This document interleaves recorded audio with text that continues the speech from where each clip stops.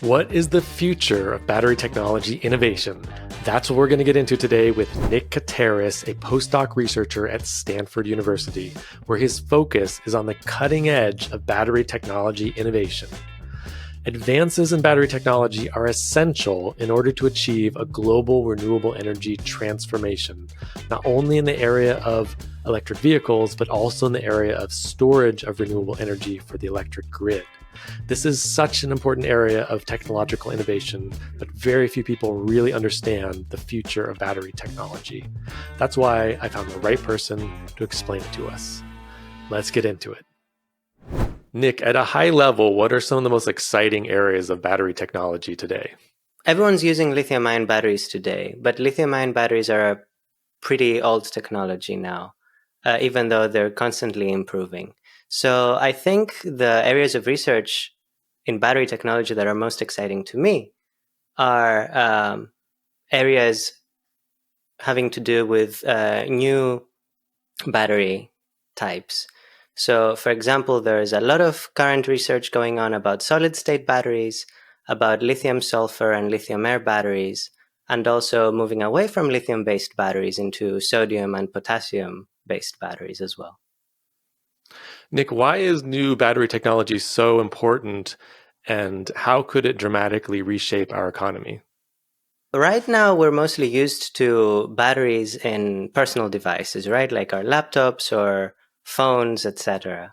And we're seeing more and more applications of batteries in transportation. So this is already an area where our lives are drastically being changed. And I think the transportation sector will completely transform in the next few decades with electric vehicles.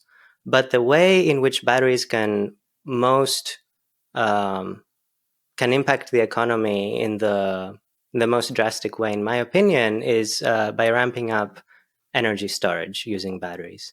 And as we shift into a more renewable energy future, we need large capacity to store energy when the sun is not shining and the wind is not blowing. And that's where batteries, I think, will have the highest impact economically. Later in the interview, I want to get into the details of how electric vehicles are going to transform in the years ahead and how energy storage for the electric grid is going to evolve. But first, can you just tell us, what do you think are some of the most exciting battery tech startups today and why? So I can give you an answer now, but a year from now, my answer might be completely different. But right now, a lot of exciting battery research is actually happening in pretty well-established companies like Tesla or Apple, focusing particularly on lithium-ion batteries. But there are a few startups, some in the US, some in Europe, some in Australia, working on lithium-sulfur and lithium-air batteries. So some examples are, for example, Polyplus batteries. That's a company working on lithium-air and lithium-sulfur batteries, which are still at a pretty early stage. Also, Nextech in the US and Lithium-Sulfur Energy in Australia are also looking into lithium-sulfur batteries. And even though these battery technologies are still at as I like to say, lab stage, not really an industry stage yet, I think we hope to see promising results in the next few years. What's the kind of step change in usefulness and efficiency and density that we may see in the coming years if these kind of new technologies come online? So in terms of energy efficiency, lithium-ion batteries are already pretty good. But I think we'll see a really big step change in cost, and that will be at least a factor of 2, I think, if we can really scale up the production of lithium-sulfur batteries or lithium-air batteries, and if they prove to be long-lasting and safe. And in terms of capacity, we also expect to see, hopefully, maybe a factor of 2 increase. If lithium-air batteries work and reach their theoretical capacity, we can even see a factor of 30 or 40 increase in energy density. But of course, reaching the theoretical limit is never exactly possible. But What does still, that it's a really lot mean in to real terms if you have a 2x increase in efficiency for these kinds of batteries, what does that really mean in everyday life? Is that that doesn't sound necessarily too dramatic, but what kind of dramatic changes could that lead to? Just to clarify, 2x a 2x increase would be in capacity, not in efficiency. But yes, that would mean we have much lighter and much more compact batteries. And this is really important, particularly in electric vehicles where the weight of battery carried around is really important. Also, it would have implications about getting closer to realizing electric flight, which is something we can discuss later on in more detail. And how about in terms of electric grid energy storage? In terms of energy storage, cost is the most important factor. We don't really mind if the batteries are too bulky or too heavy because they'll be sitting in a big warehouse somewhere or some big facility somewhere. So for energy storage, what's most important is batteries that last a really long time, that have a high efficiency, and are cheap because we need to manufacture huge quantities of them to be able to store large amounts of energy. Nick, before we dive deeper into the details around new battery technology for these different use cases of transportation, electric vehicles, electric storage for the grid, etc., let's just start with the basics so that people have a little better understanding of batteries before we go into more complexity. What is a battery, and what are the different components of a battery, and how does it work in simple terms? Yes. So a battery is an electrochemical energy storage device. What that means is that it's a device that we can use to store energy, and we store it through electrochemical reactions, which means that we put in electricity and then store the energy as chemical energy within the materials of the battery. So batteries are a very old technology. They're older than the internal combustion engine, even though we use internal combustion engines everywhere. And batteries are now being increasingly used for large-scale applications. So the first battery was invented by Alessandro Volta in 1799, which is a very long time ago. So batteries are essentially a sandwich of an electrolyte between two electrodes. So those two electrodes are just conductive plates of a metal or some type of conductive material. And the electrolyte is typically an organic liquid, so some type of hydrocarbon liquid. Even though in solid-state batteries, there are solid electrolytes in between the two electrodes. And the two electrodes are called the anode and the cathode. So the anode essentially contains the fuel of the battery, which in lithium-ion batteries is lithium. And then the cathode is the material that facilitates the chemical reactions or electrochemical reactions that store energy when we charge the battery or release energy when we discharge the battery. So when we discharge a battery, for example, a lithium-ion battery, for example, lithium ions leave from the anode, they migrate through the electrolyte towards the cathode, and then they undergo chemical reactions with the cathode material. And throughout this process, electrons have been released through the circuit from the battery anode to the battery cathode. And those electrons are the current that powers our devices. When we charge the battery, the exact opposite process happens. Electrochemical reactions happen at the cathode. Those electrochemical reactions release lithium ions. The lithium ions migrate back to the anode, and then they're stored there in the anode, ready to release energy when we want to discharge the battery. What does energy density and energy efficiency mean in battery technology? I know these are important terms in terms of understanding batteries, but what do those mean, and how are they important? Right. So I come from a thermodynamics perspective, so those are the most important quantities in my opinion, as well as cost, of course. So Energy density is essentially how much energy you can store in the battery per unit weight of the battery. So how many joules of energy you can store per gram of battery cells that you have. So the higher the energy density, the lighter and more compact batteries are. Energy efficiency tells you how much energy you get out of the battery when you discharge it for the amount of energy you put in when you were charging it.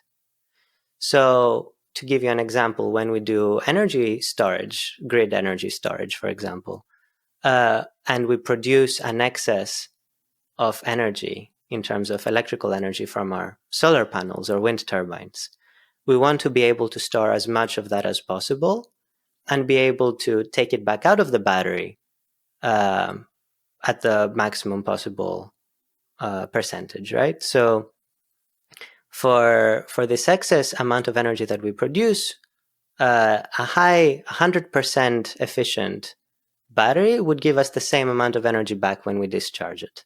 Of course, in the world, nothing is 100% efficient. So if we are at, say, 90 or 95% efficiency, it's good enough. But if we are, for example, below 80, then we waste quite a lot of energy that we have produced that could have been useful otherwise. So it sounds like in applications like electric vehicles or cell phones, like you mentioned earlier, the energy density is the more important aspect. And in applications like electric storage for the grid, energy efficiency would be the more important aspect to optimize. Is that correct? That's right. Because when you charge your cell phone, it doesn't matter if you spend a little more on your electricity bill for the amount of energy that's actually going inside your cell phone, just because that's an overall small quantity. What are the different categories of battery technology and how are they different? And what are the different applications that they're each best for? Yes. So the highest level categories we categorize batteries in is into primary batteries and secondary batteries. So primary batteries are non-rechargeable batteries. They're the AA batteries we put in remote controls or toys, for example. Then secondary batteries are the rechargeable batteries, which is what we use in our phones, laptops, but also in electric vehicles, for instance. The most common type of secondary battery is the lithium-ion battery, even though lead-acid batteries that we use for our cars were probably the most common type of rechargeable battery until pretty recently. Lithium-ion batteries have been very successful because they have an extremely long lifespan, and they're also very efficient. So the energy you get out of them when you discharge them is pretty close to the energy you put in. And lithium-ion batteries have been around since the 1980s. A Nobel Prize was awarded to the two pioneers who developed the materials that enabled the lithium-ion batteries. But even though we've been using lithium-ion batteries very successfully so far, there are a lot of newer post-lithium-ion battery technologies. So I can give you some examples of these. So one example of a battery technology that's getting a lot of attention and a lot of resources for its development recently is solid-state batteries. So the difference between solid-state batteries and standard liquid electrolyte batteries is that the electrolyte, the material that's between the battery anode and the battery cathode, which is typically a liquid in most batteries, is replaced with a solid, typically some type of polymer material. And this allows solid-state batteries to be more energy dense and also safer. But solid-state batteries have some disadvantages. So because the electrolyte is a solid, there is a very high internal resistance between the anode and the cathode. So we have some price to pay in terms of energy efficiency. They also, at least so far, don't have a particularly long lifespan, but a lot of people are working towards making longer lasting solid state batteries. So hopefully pretty soon we will see improvements in that aspect. An example of the highest energy density battery that one could make is the lithium-air battery, which is still at a developing stage. The advantage of a lithium-air battery is that you don't need to have a heavy cathode material. Lithium-air batteries essentially use ambient oxygen to oxidize the lithium.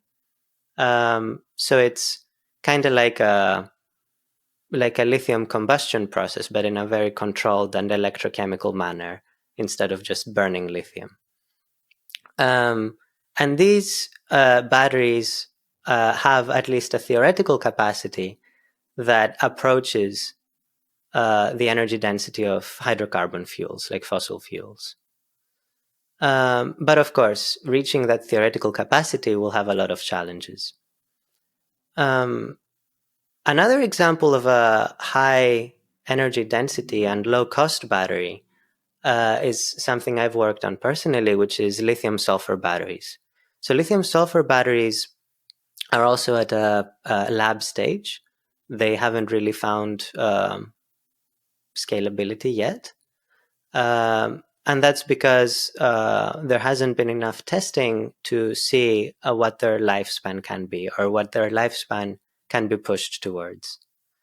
But lithium-sulfur batteries have the advantage of being very energy dense and also extremely cheap, because all of the materials involved can be obtained relatively easily. And so all the examples I've mentioned so far include lithium as the fuel in the battery, as the active material in the battery, or the anode material in the battery. However, to remind everyone of their high school chemistry knowledge, if we look at the alkali metals in the periodic table, so the first column in the periodic table all the way on the left, we have hydrogen on top, which is not a metal, but then we have lithium as the first alkali metal. And then right under lithium, we have sodium, and right under sodium, we have potassium. So what this tells us is that lithium, sodium, and potassium have very similar chemical and electrochemical properties. So if we can make a battery that uses lithium, we can also probably make a battery that uses sodium or potassium. So a lot of people have actually looked into replacing lithium with sodium and making sodium-ion batteries, which have to operate quite differently from lithium-ion batteries because sodium does not bind with graphite in the way lithium binds with graphite, so that complicates both the manufacturing process and the operation of the battery. But the advantage of using sodium instead of lithium is that sodium is abundant. Sodium exists in seawater, in the sodium chloride, in the salt that exists in the oceans. So it's a lot easier to obtain than lithium and a lot cheaper as well. Potassium is the element right below sodium that can also be used in potassium-ion batteries, but also potassium-sulfur batteries or potassium-air batteries, for instance. And potassium is also found in ocean water, so it's also a relatively cheap metal, cheaper than lithium. The disadvantage of moving down that column in the periodic table, however, is that the further down we go, the heavier the elements are. So that translates to heavier battery materials, so lower energy density batteries. For the same amount of energy we would like to store in a sodium or potassium based battery, that battery would be heavier probably than a corresponding lithium based battery. Now, shifting gears to a completely different type of electrochemical system, there are also flow batteries. So flow batteries don't have any solid components. They have a liquid anode, which is called an anolyte, and a liquid cathode, which is called a catholyte. Those two liquids flow, are pumped continuously, and then they interact with each other, transferring ions and transferring electrons. And the advantage of flow batteries is that they're very, very easy to scale, and they can last a very long time, but do not have a very high energy efficiency. So as you can see, all of the different battery technologies that exist or have been proposed or are being investigated right now, they all have their advantages and disadvantages. Lithium-ion batteries happen to be pretty good for a lot of the applications we care about, like personal devices and electric vehicles, purely because they can last a really long time and they're pretty efficient. But if we care about cost, which is important in energy storage, then moving to sodium, for example, makes a lot of sense, and making some type of sodium-ion or sodium-sulfur battery. In electric vehicles, if we can make more energy dense batteries, so they don't have to carry as much weight for the energy they need to move, making something like a lithium-sulfur battery would be beneficial, just because they are a lot more energy dense. However, there's a challenge in that such types of batteries have not proven to be as long-lasting as lithium-ion batteries are. So one might have to replace the batteries in their electric vehicle every year or every couple of years, which is non-ideal. So just to review, when you think about all of those different types of new battery technologies that you mentioned, if development on those batteries is very successful, what are the sort of different applications, again, that each one would be most suited for? And are some of those reasons for developing those technologies just cost related, and how would also that influence the application of each battery technology? Just so we have sort of a vision of the future, 10 or 20 or 30 years from now, or maybe you could weigh in on when you think this kind of change would happen. But how would each of those types of batteries, just to review and simplify, be applied to our everyday life? So starting with lithium-ion batteries, I think lithium-ion batteries will probably be the main battery technology we use in personal electronic devices, just because we care about them lasting at least, say, 1,000 or 2,000 charge-discharge cycles. If you charge and discharge your phone every day, you want it to last maybe 3 years, possibly longer. And none of the other battery technologies have really demonstrated in a large scale this ability that lithium-ion batteries have. However, lithium-ion batteries are expensive. Their materials are expensive. So if we want to really scale up battery production, and this is particularly important for energy storage, then my prediction is that we will move away from lithium into probably sodium, which is a lot cheaper, and also move away from lithium-ion or sodium-ion types of devices, because the cathode material in lithium-ion devices is also very expensive. Lithium-ion batteries require cobalt in their cathodes, which is difficult to get and quite expensive as well. So for storage, I would envision something like sodium-sulfur batteries becoming particularly important, maybe 20 or 30 years down the line, once they prove that they can be scaled up and that they can last a few thousand charge-discharge cycles. Then when it comes to flight, I think the only battery technology that has potential in maybe one day replacing fossil fuels is lithium-air batteries, because we really care about batteries that go in airplanes being very light, because you need to spend quite a lot of energy to take this energy up to 30,000 feet or whatever the flight altitude is, and also keep it there at that altitude. And then for electric vehicles, it's some combination of a long-lasting battery technology and also a high energy density battery technology, because again, weight is important. You don't want to be transporting so many tons of batteries every time you get into your car. So I think maybe something like lithium-sulfur batteries, again, if they prove to be long-lasting, could work well in electric vehicles. But again, that's probably 20 or 30 years down the line. And then the other aspect that we need to pay attention to is also safety. We need to avoid battery fires.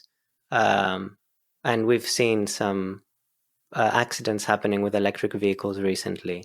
And that's where solid state batteries show really promising safety results, where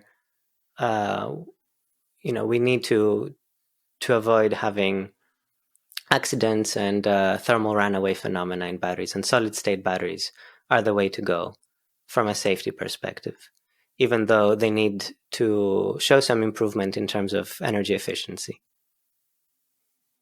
Let's talk a little more about this category of battery tech in transportation for electric vehicles, electric cars, electric buses, electric trucks, and even flight. In terms of electric vehicles, what kind of battery changes do you think we'll see in the next decades ahead? So right now, companies like Tesla, for example, put a lot of resources in battery development, especially trying to make their batteries more energy dense, make them both lighter and more compact. And that's because they want to maximize the range that their vehicles can cover with a single charge. The problem right now is that a Tesla, for example, has so much weight of batteries being carried around that if one were to add even more, then the range wouldn't really be extended, just because they would be carrying extra weight and they would need more energy to travel from point A to point B. So there are two ways in which they're trying to make their batteries more energy dense, and those are mostly lithium-ion batteries that all the work is going towards. So the first way is the more fundamental investigation of how do we make better battery materials? How do we replace the anode materials, the cathode materials, the electrolyte inside each battery cell to have a lighter and more compact battery cell that still stores the same amount of energy?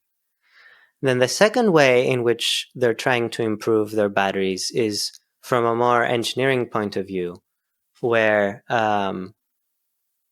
for instance, companies like Tesla look into how can they make larger battery cells so they can save some weight in the casing of each battery cell.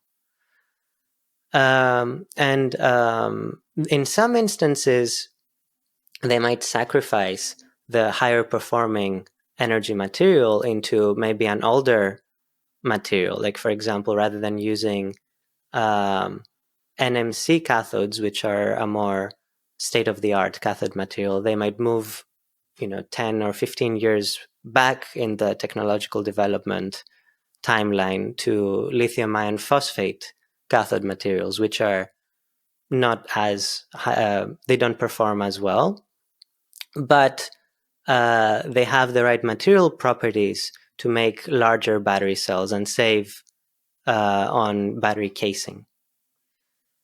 So there are two approaches. Those two approaches, the more fundamental one and the more engineering one, trying to optimize batteries for electric vehicles.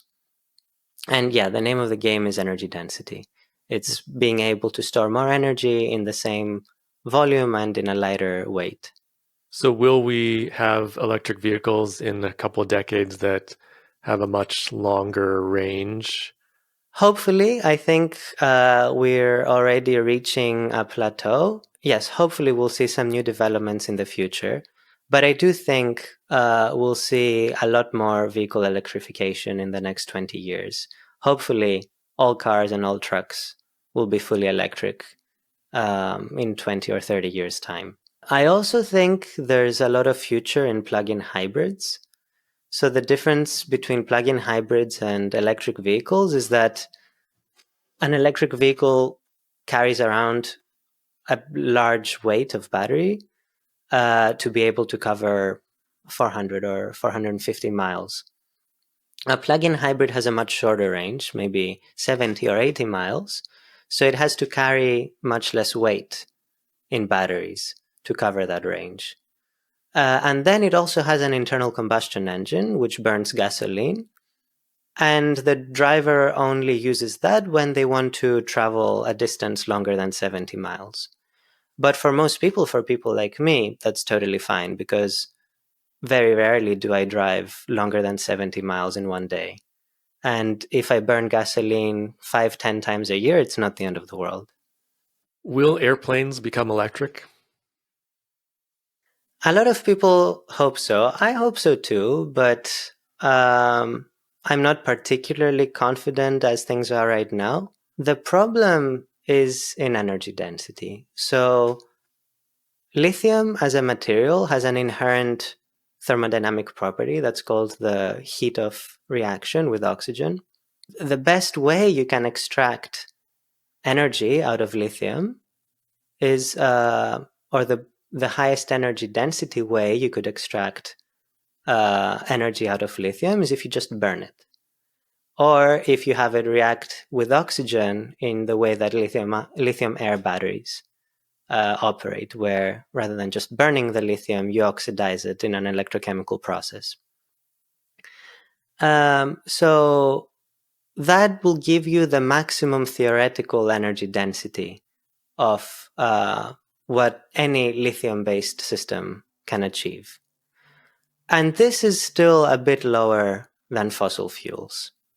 So nature did us a big favor by giving us fossil fuels because there are very few alternatives, or there is no other alternative, maybe other than nuclear energy, with a higher energy density that we know how to use. Then if you don't think in terms of lithium and say, oh, maybe a potassium or a sodium battery can have a higher energy density, that also won't be possible just because sodium and potassium are inherently heavier elements. So if we are to see electric flight, I think lithium air batteries are the only battery technology that can compete with fossil fuels. But more realistically, I think flight will be the last part of our economy that will be electrified. Maybe there's hope with hydrogen or other green propellants, but I think still combustion or combustion-based propulsion systems will perform better than batteries for flight. One of your other areas of research is detonation engines. What are detonation engines and how would they be useful and in what applications? So detonation is a type of combustion. So combustion, which is the reaction of, or the exothermic reaction of a fuel with an oxidizer, typically a fuel with air, the oxygen in air, can happen in two regimes, two ways. The first one is called deflagration, and it's the type of combustion we're all used to. It's flames. It's the flames of a gas stove or of a lighter, or the flames, that very turbulent, violent flames in our gasoline engines or diesel engines that our cars run with. However, there's another regime combustion happens in, and this one is detonation. So detonation is a more rapid heat release mechanism. It's essentially an explosion where the heat release does not manifest itself in the form of a flame, but it manifests itself in the form of a detonation wave, which is a shock wave coupled with exothermic chemical reactions that power that shock wave. It's an explosion. So the advantage of replacing flames in an engine with explosions in an engine is an efficiency argument. So if one is to do the thermodynamic analysis of how flame-based engines work, and if one were to do the theoretical analysis of how explosion-based or detonation engines work, at least theoretically, detonation engines are a lot more efficient. And this is because the detonation wave couples compressing the reactants and then having very exothermic chemical reactions happening with those reactants, giving us the heat release that our engines use to produce work. So detonation engines are theoretically a lot more efficient. And their other advantage is they have fewer moving parts. Detonation engines are essentially a pair of concentric tubes with a detonation wave going in a circle in that space between those two tubes. And detonation engines are still at a very early stage. They're only demonstrated experimentally in labs at universities or government research facilities. And they're very difficult to control. Right now, we don't really know what the best way is to inject fuel, what the best way is to control all the parameters to make those engines work hopefully close to their theoretical operating point. But I've seen a lot of progress happening in the past 10 years or so. So hopefully, I hope to see the areas of energy production and propulsion that cannot be electrified or do not make sense to be electrified will shift away from internal combustion engines to detonation engines. And then we can hopefully use fossil fuels or hydrogen in more efficient ways for energy production and for aviation as well. Let's move on and talk about electric energy storage for the grid. Why are batteries so important for electric storage for the grid? So right now, most of our electricity actually comes from gas. In many countries, it comes from burning coal. And this contributes to global warming and the greenhouse effect by the CO2 that's released into our atmosphere. And we all know that it's really important to move towards a greener, renewable energy production world, where hopefully we ramp up solar and wind energy generation for our needs, for our homes, for industry, for the whole world to operate. The problem with ramping up renewable energy resources like solar and wind is that solar power and wind are intermittent. As you know, the sun is not always shining, the wind is not always blowing the same way. So they're not really reliable for a society to run throughout a whole year and 24/7. So if we were able to run completely on renewable energy resources, we really need to figure out a way to save the excess electricity that we produce when the sun is shining and when the wind is blowing, and then use that at night or during days when there's no wind, no sun. And there are many ways people are trying to tackle this problem. There are many energy storage proposals, some mechanical, some electrochemical. I really think batteries are the way to go for energy storage. The reason for this is that the laws of thermodynamics tell us that every time we convert energy from one type to another, we pay a price. The conversion process is not 100% efficient. And batteries allow us to save electricity and then in a battery form, and then use that battery to release electrical energy again. So it has the minimum number of energy conversion steps that one can take.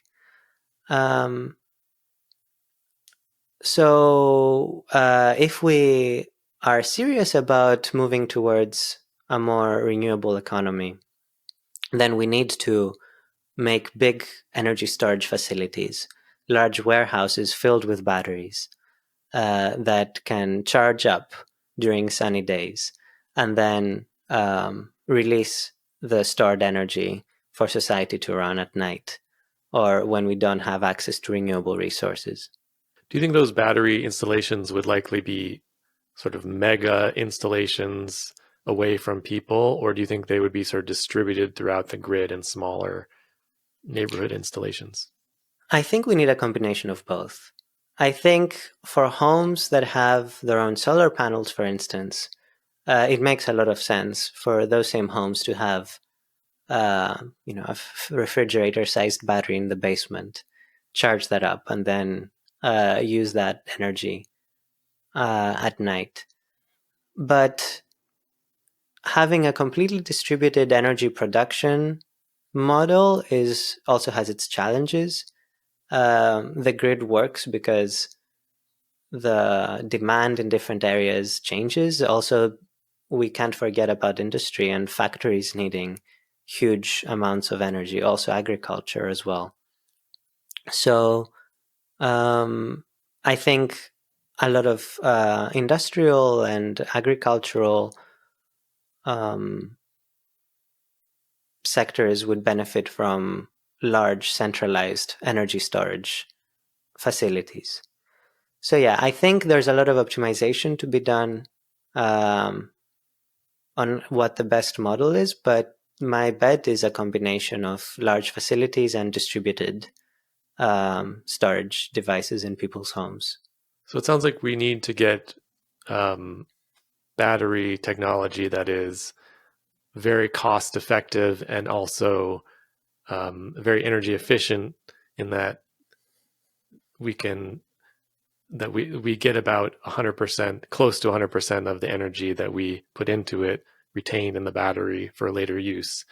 How Right. close to that theoretical maximum is the new battery technology for electric energy for grid storage?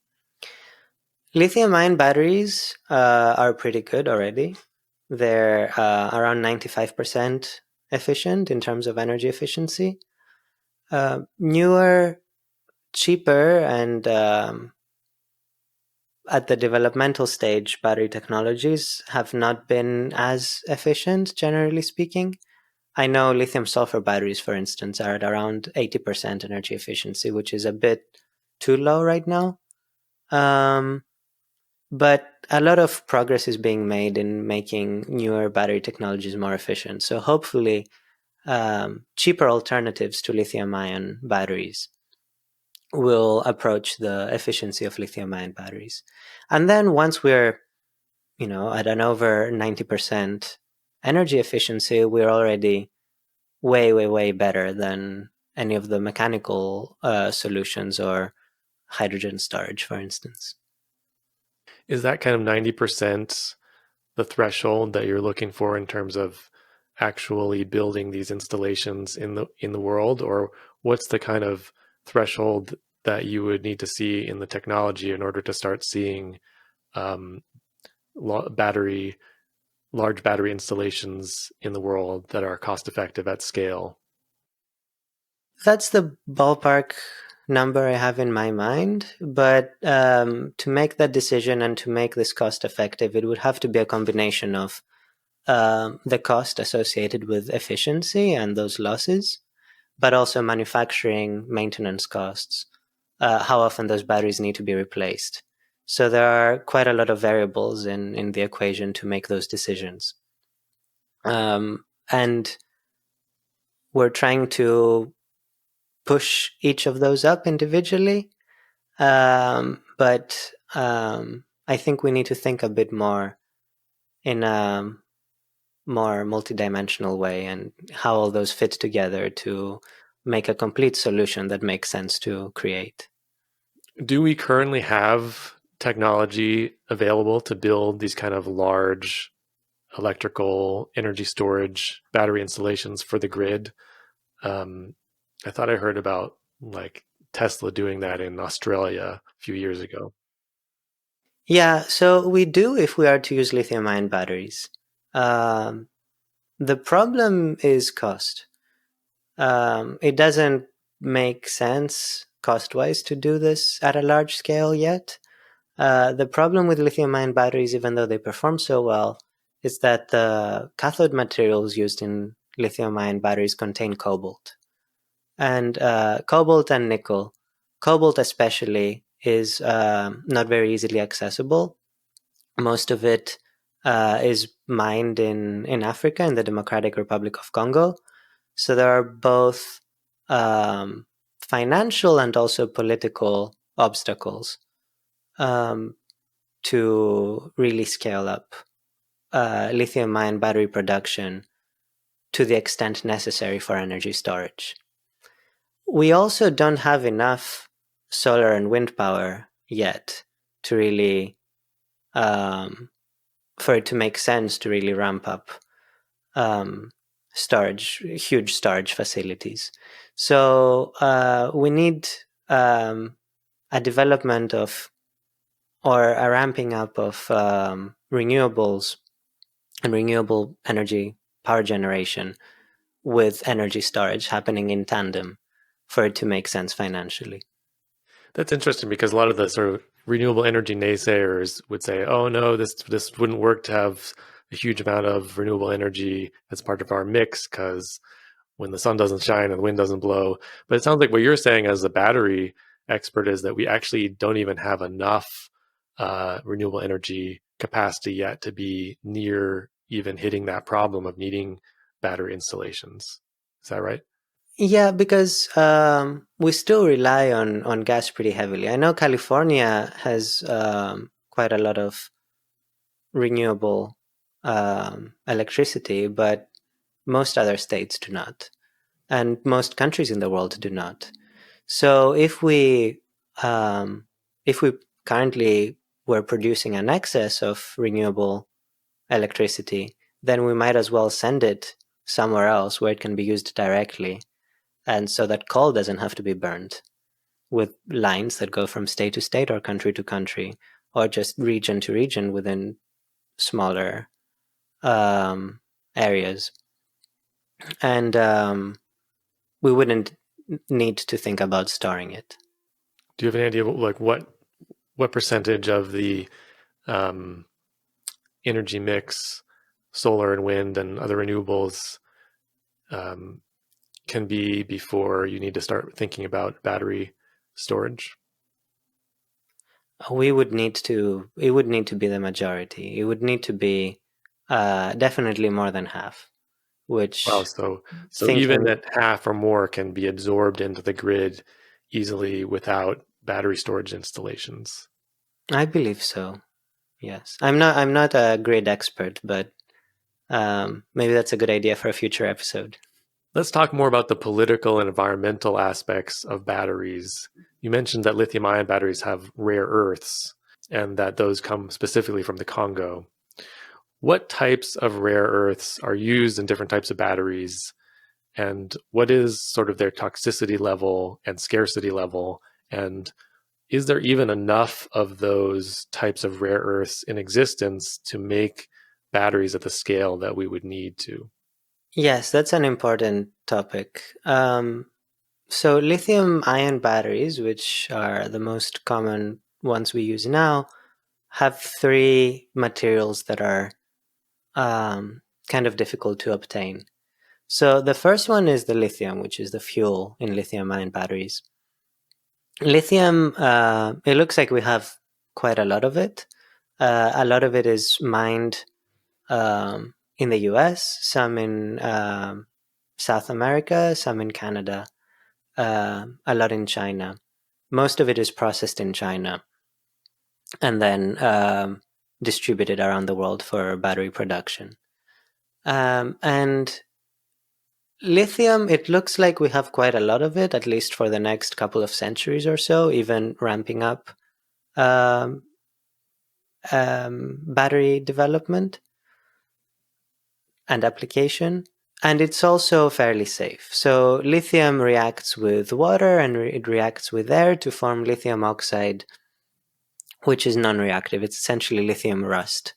Um, it's safe. It forms very fast, and it doesn't really harm the environment that much. However, cathode materials, especially cobalt, which has been used in lithium-ion batteries since their inception in the 1980s, and nickel, which is used in a lot of newer state-of-the-art cathode materials, are both expensive and scarce. And they're also quite toxic for humans. So we need to be very careful not to release them in the environment. And that's where recycling plays a very important role. If we are to move into different battery technologies like lithium-sulfur or sodium-sulfur or lithium-air, then that need for cobalt and nickel is no longer there. So this drives down cost significantly, and also the scarcity of the materials in lithium sulfur batteries or lithium air batteries is not nearly as bad as that for lithium ion battery cathode materials. So it sounds like there's both political and environmental reasons for moving away from lithium-ion batteries, as well Yes, as to get away from a very scarce and expensive resource. yes. I think there is, both political and environmental And motivation to do cost. so, and cost. But as things are right now, lithium-ion batteries are still the best performing battery technology. So um, we're not that close to getting access to additional competitive battery technologies yet. Hopefully, in the next few decades, though, we will. Let's talk a little bit more about the environmental cost of the rare earths that are used in these batteries. Is there a lot of toxic fallout from the mining operations, as well as potentially the disposal of batteries after they're used by consumers? Yes. So mining of cobalt and also of nickel is dangerous. It's difficult to do in a safe manner, both for the environment and also for the workers involved. Um, it's not just the mining; it's also the processing, the purification, and the overall processing of those materials so that they're ready to be used in battery manufacturing. That is also damaging to both um, the people working in those facilities and also the environment in general. Then, when it comes to battery disposal, of course, we need to be extra careful not to just dump batteries that contain those rare earth materials in the environment. So, battery recycling is very important um, in order to make sure that those harmful elements don't end up in the soil somewhere or in the water supply somewhere. And also so that we can capture them and use them in new battery manufacturing. Can we recycle all types of batteries? And is it easy to recycle, for example, lithium-ion batteries? And is it profitable to do so? Is that a good business opportunity for companies, considering there's so many rare earths that are very, very valuable in lithium-ion batteries? It's still a fairly involved and fairly costly process. You need to go through a lot of steps to do battery recycling safely and efficiently. So first, you need to obtain the disposed batteries and make sure they're completely discharged. Because if those batteries are still charged and then you put them through a shredder, they can explode and cause a lot of damage.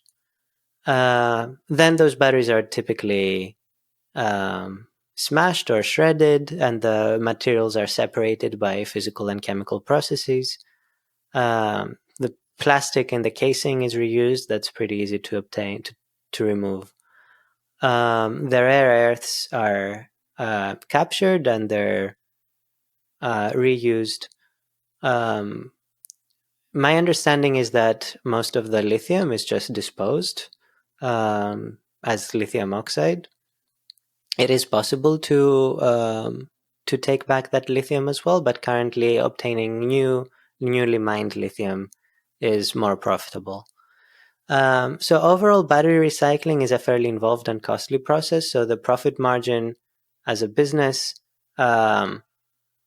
is not as enticing as it would hopefully otherwise be. So that's why I think there's a lot of political incentive that's necessary to ramp up battery recycling. And to some extent, there already is, because environmental laws prohibit the disposal of those rare earth materials into the environment.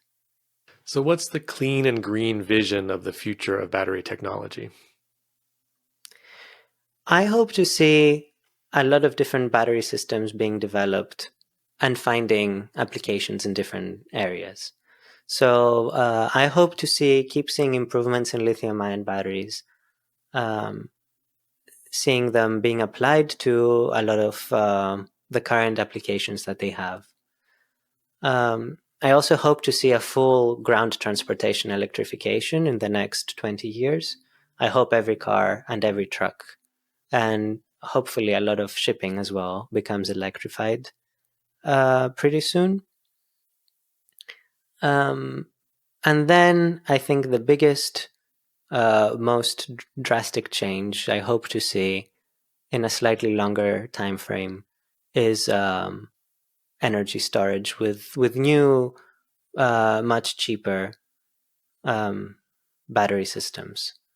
So I hope to see a lot of distributed storage facilities and also large centralized storage facilities being able to store a lot of excess renewable electricity that's produced and then distributing that to the grid for use when the sun is not shining. It sounds like some of the categories of new battery technology that you were talking about earlier would just require things like air or sea salt to function instead of these rare earths.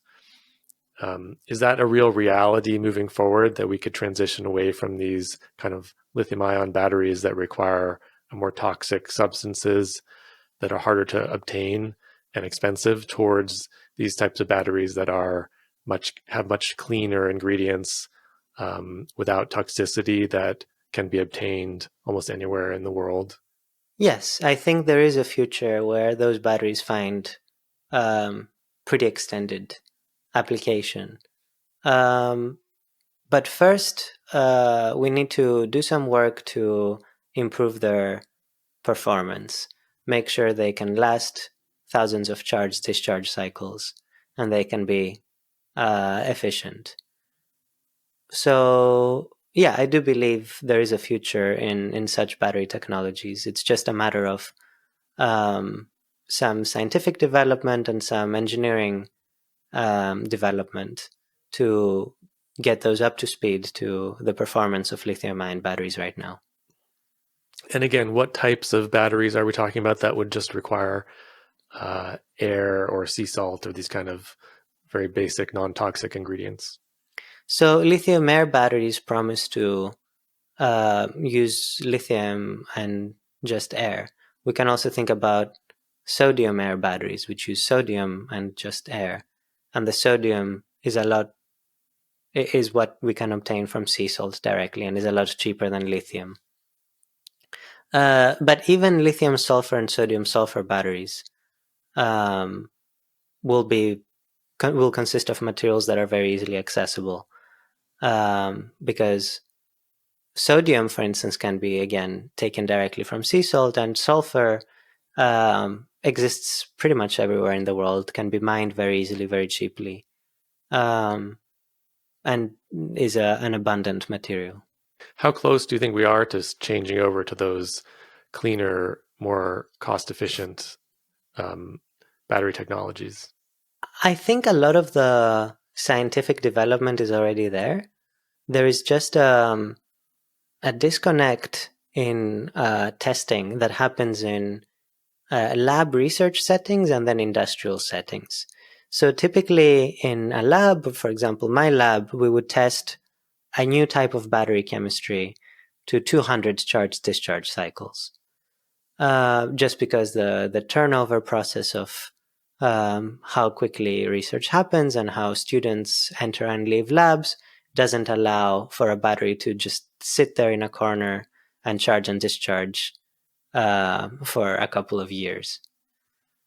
So I think there needs to be more talking between research institutions and then industrial institutions to really bridge that gap in battery cyclability, to test the life cycle of new battery technologies.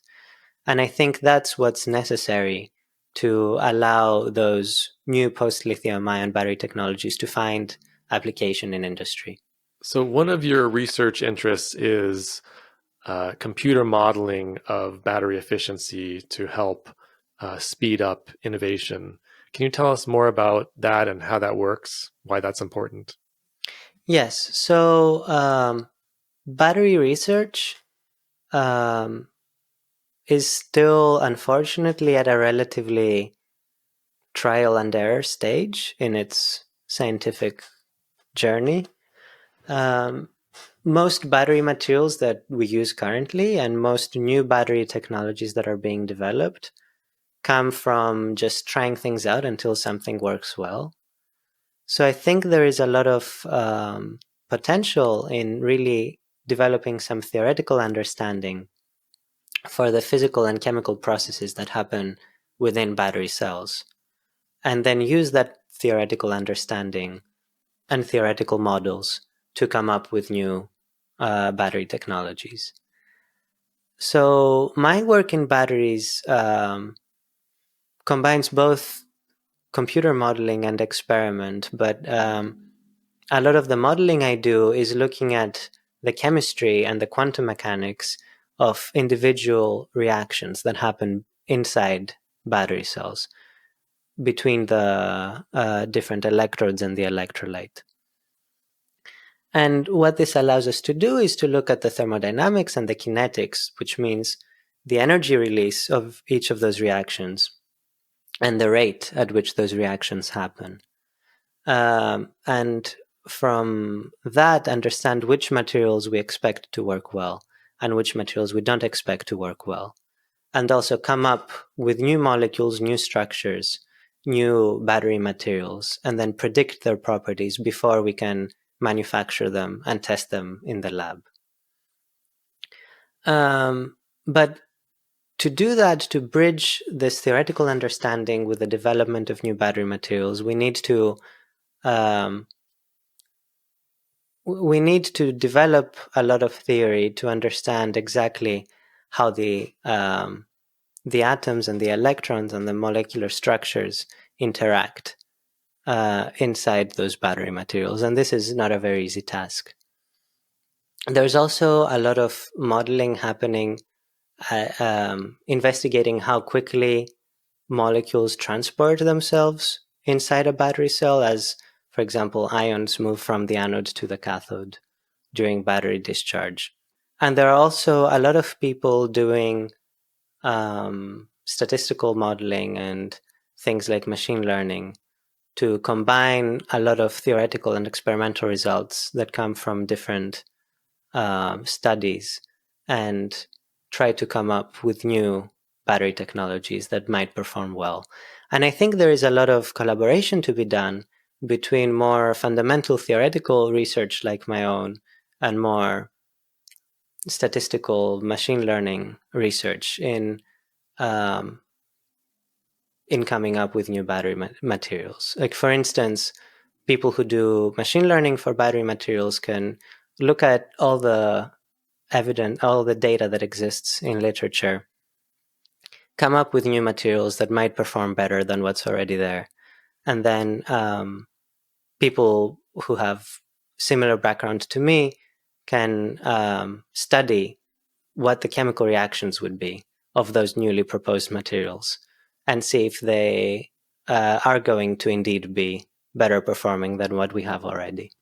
So, if I understand it correctly, it sounds like using computer models can kind of simulate the trial and error tests that you would normally do in the lab and predict the highest likelihood of success so that you can sort of jump ahead to just testing those high likelihood combinations or what have you, and thus dramatically speed up your progression of finding the right method of creating new battery technology that's has the energy density or energy efficiency, et cetera, that you're looking for. Is that That's right? right. That's right. Yes. Considering that researchers like yourself are starting to use this kind of computer modeling for battery technology, Mm-hmm. similar to I think what people are using in the biotechnology space, I guess. Yes. Um, how much faster do you think battery technology innovation is going to start happening due to this kind of use of computer modeling? I expect to see a significant acceleration in battery research. To give you an example, you can think of battery research now to where internal combustion engine research was in the 80s, for example. Um, we knew combustion up to the 1960s and 70s. We knew combustion mostly empirically. There were some physical laws developed, but a lot more happened from the 80s onwards, understanding both the chemical reactions that happen in internal combustion engines, both car engines and jet engines for planes, the mechanisms by which pollutants and emissions are generated, or the optimization of fuels for engines. So, in the same way that we saw a fairly rapid acceleration in the performance of internal combustion engines in the past 40 years, I think that's where we are now, the beginning of in the battery world. Wow, well, that sounds very hopeful. I hope so too. We'll see. You mentioned, though, that political will is really important. Why is political will very important in battery technology and its applications, um, rather than simply the progression of the technology? It's both for funding the right research programs that will allow the development of new battery technologies, but it's also an incentive to ramp up production and to ramp up production of less costly battery technologies than lithium-ion for energy storage.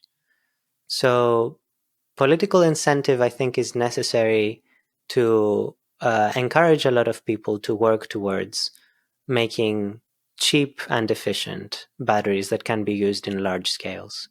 Like, so that's in terms of research funding and subsidies, initial subsidies to encourage this kind of changeover to new battery technologies that are cleaner, cheaper, and more scalable.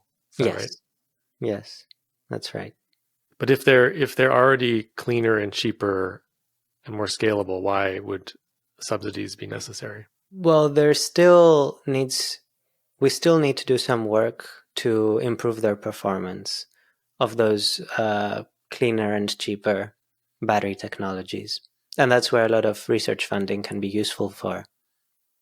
Um, but we also need political incentive to encourage this transition to a greener energy future, both by increasing renewable energy resource power generation, and incentives, subsidies to build large energy storage facilities once we can see that we can produce enough renewable energy that storage is useful and necessary.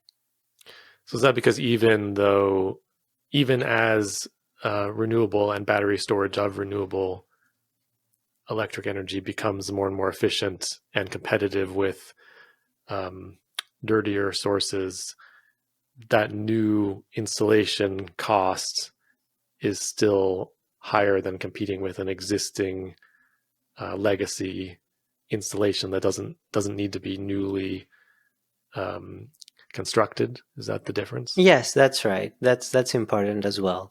Um, there's a lot of there are so many coal and gas plants right now, and it's a lot cheaper to keep those running than to install a lot of solar panels and wind turbines.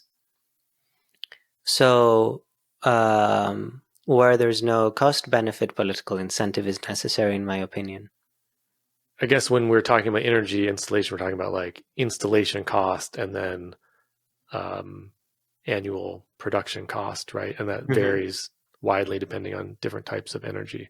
Yeah. Is from what I understand, solar and wind are already very competitive with traditional dirty energy production, maybe even cheaper to run.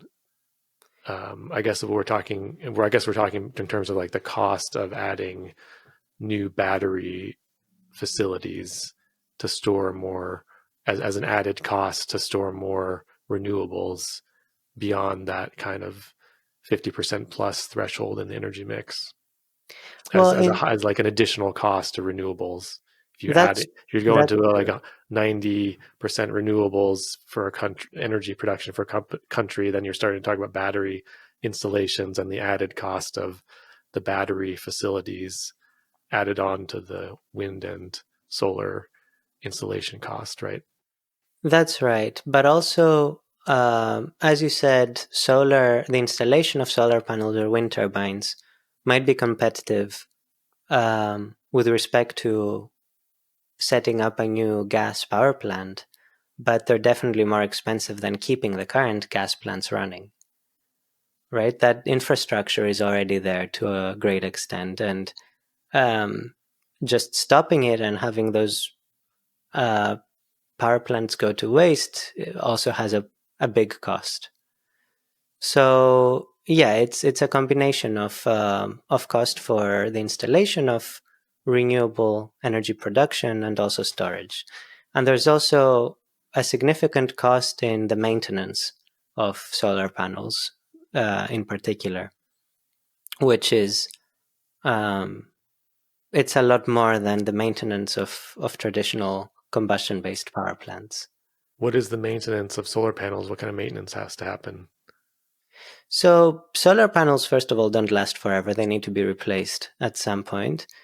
But the other big problem with solar panels is that as dust or debris accumulate on the solar panel surface, then the sunlight cannot penetrate as efficiently. So there is maintenance necessary to keep them running at their maximum capacity. So I understand that Denmark produced 75% of its electricity in 2022 from renewable electric production and hopes to produce or plans to produce 100% of its electricity from renewable energy sources by 2030. Mm-hmm. How is that possible if they're not using large scale battery storage? Does that just mean that they're using um, the not so clean energy from their neighboring countries when they need um, more energy to fill the gap, or how is that possible? So a lot of that energy might actually come from non-intermittent forms of renewable resources like geothermal or tidal. Um, energy production, or maybe hydroelectric. So I'm not entirely sure what the grid model is in Denmark right now, but in most parts of the world, solar and wind are the two resources that make the most sense, and for those cases in particular, energy storage is really necessary. Okay, before we get to some personal questions, while I was preparing for this interview, I may have gone a little too far down a YouTube rabbit hole on the future of battery technology. But I have to ask you, what is a quantum battery? So a quantum battery is a very new, far-fetched idea of using quantum entanglement to charge batteries extremely fast. Those batteries would work with photons, that's what I understand, and they would take advantage of quantum entanglement to really change the whole state of the battery from discharged to charged extremely fast. However, I think the physical limitations of those batteries is that they can only work at extremely, extremely low temperatures. So they need to be cooled down to, say, single digit Kelvin temperatures. Um, so I don't see how they can find large scale application, but who knows? I'm excited to see what happens in that area. Okay, one more question. What is a super battery? So this is another very new term. So my understanding is that super batteries stand in between electrochemical batteries, so normal batteries that we've been talking about, and supercapacitors. Capacitors are just devices that store electrostatic energy. So they consist typically of two plates. One plate is charged positively with a very, very high positive charge. The other one is charged negatively with a very large negative charge. And the advantage of capacitors or supercapacitors is that they can discharge very fast. So I think a super battery, it's unclear exactly how they work, but they're either a combination of those two technologies where you, for instance, charge a capacitor or a supercapacitor very fast and then use that to more slowly charge a battery, or some type of hybrid system is made where electrostatic energy is converted into chemical energy through some electrochemical process, or some electrochemical process keeps separated charge between a positive plate and a negative plate. So they aim to be in that gray zone between batteries and supercapacitors where they're expected to charge really, really fast, but also be able to be storable and hold that energy for a while. Um, Again, we have to wait and see what developments come up in that field. Nick, before we move on to the bonus round, I just want to ask you some personal and career questions. Mm-hmm. Tell us a little about your personal and career background and how did you get to where you are today? I studied mechanical and aerospace engineering in the UK, in Cambridge. So that's where I fell in love with engineering and with thermodynamics, which is what I've been doing ever since. And then I came to California, to Stanford University for my PhD, where I did my PhD in mechanical engineering. And now I recently started working as a postdoctoral researcher, also at Stanford. So I've been splitting my time kind of between battery research and propulsion research. I enjoy both. I think there's great developments in both, and I'm excited to see what the future holds for both of those fields. Do you want to tell us just a little bit more about what you work on, what you've worked on in your PhD, and now what you work on in your lab as a postdoc? Yes. So throughout my PhD, I did some work um, for carbon nanomaterials and carbon emissions from combustion. So I was looking at the properties of very small carbon nanoparticles through mostly computational means. But the majority of my research for my PhD and the topic of my thesis was doing quantum chemistry, a quantum chemistry study for alkali-sulfur batteries. And with some experimental collaborators from Dartmouth, we managed to develop a new type of lithium-sulfur battery that performs a lot better than lithium-sulfur batteries developed previously. Now, as part of my postdoc work, I am doing some more computational work for detonation engines. So looking at the interaction of detonation waves with fuel within those detonation engines. And I am starting with some colleagues of mine some experiments for new battery systems. So looking at potassium sulfur batteries, but also looking at some battery propellant hybrid systems to hopefully improve the future of batteries for storage and for transportation and propulsion as well. Was there anything unexpected about your career path? Well, doing battery research was unexpected. So during my master's in the UK, I did research on carbon nanomaterials. When I came to Stanford, I started my PhD doing mostly research for carbon nanomaterials for combustion and combustion synthesized materials. But there was a small battery program within my lab, and then I took over it in kind of the second half of my PhD, and that became the main area of interest for me. So after my PhD, this battery work in our lab has expanded quite a lot. So that was something definitely unexpected in my career path.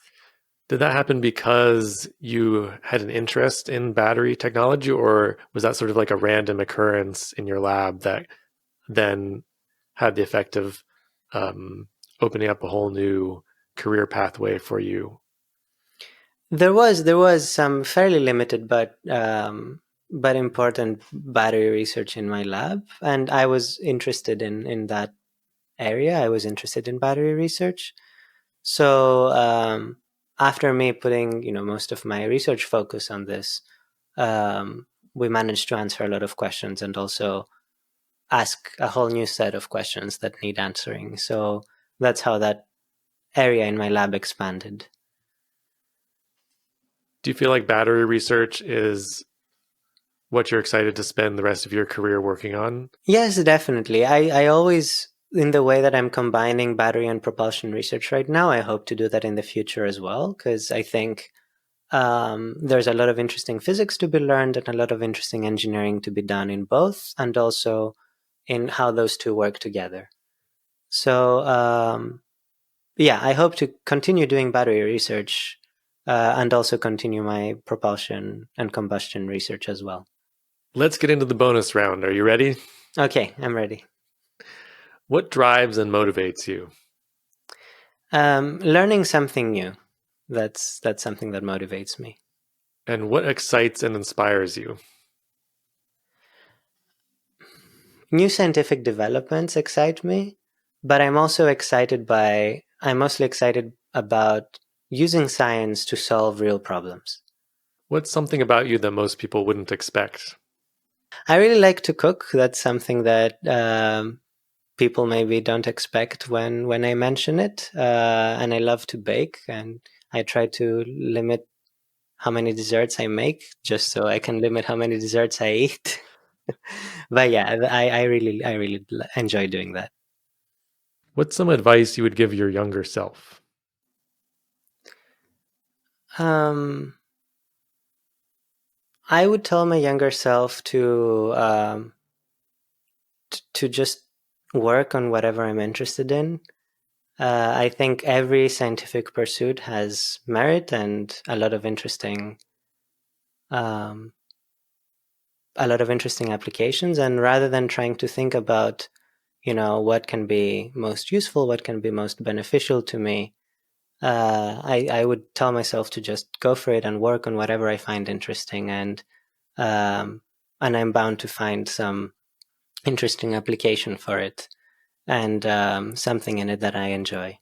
What's the sort of reason or thinking behind that advice? I think, well, at least being in an academic environment for a few years, I see a lot of trends coming and going. And very often, the things with the most hype at the moment also have the shortest lifespan. So I think for someone interested in academia like me, I think working on something with a long-term goal or a long-term, um, vision, and something that has a lot of interesting scientific developments to offer is what's going to be most beneficial in the long run, both for me and my own career, but also for the scientific community and society overall. All right, last question. Okay. When you're gone from this earth, what would you like to be remembered for? Well, of course, I hope to have some scientific contribution that I will be remembered for, but I hope that my work, um scientifically, but also as a mentor, as an educator, will